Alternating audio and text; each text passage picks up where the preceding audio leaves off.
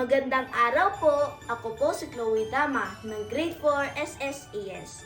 Ngayon gagawa tayo ng fermented fruit juice o sa maikling salita, FFJ.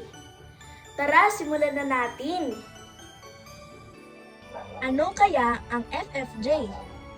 Ang FFJ ay isang fertilizer ng lupa at sustansya ng halaman. Ito ang mga materyales.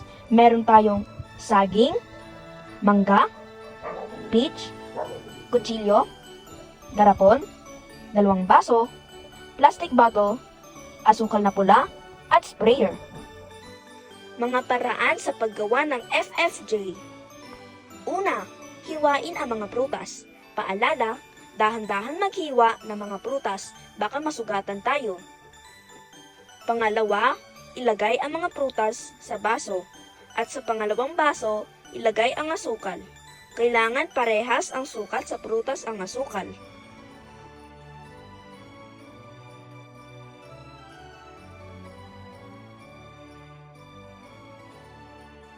Pangatlo, haluin ang asukal at prutas. Pagkatapos, ilagay sa garapon at lagyan ng takip upang di mapasukan ng insekto.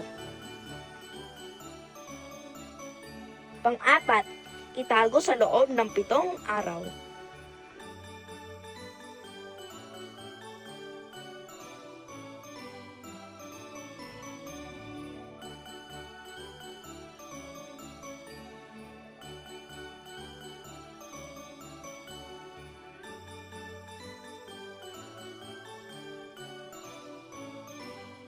Pagkatapos ng 7 araw, ilagay sa plastic bottle at lagyan ng pangalan, section at grade.